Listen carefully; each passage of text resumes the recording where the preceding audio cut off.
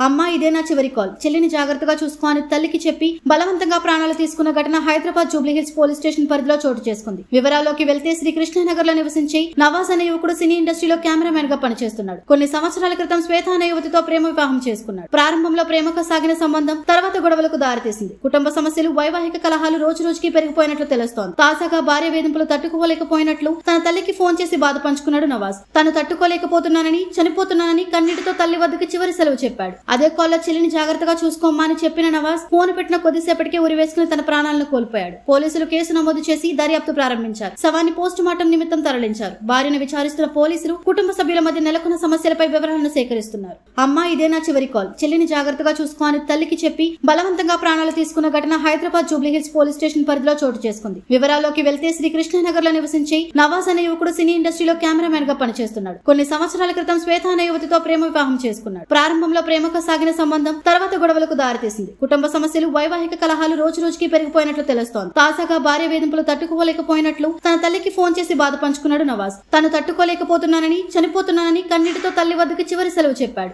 అదే కాల్లో చెల్లిని జాగ్రత్తగా చూసుకోమ్మా అని చెప్పిన నవాజ్ ఫోన్ పెట్టిన కొద్దిసేపటికే ఉరివేసుకుని తన ప్రాణాలను కోల్పోయాడు. పోలీసులు కేసు నమోదు చేసి దర్యాప్తు ప్రారంభించారు. శవాన్ని పోస్ట్ మార్టం నిమిత్తం తరలించారు. భార్యను విచారిస్తున్న పోలీసులు కుటుంబ సభ్యుల మధ్య నెలకొన్న సమస్యలపై వివరాలను సేకరిస్తున్నారు.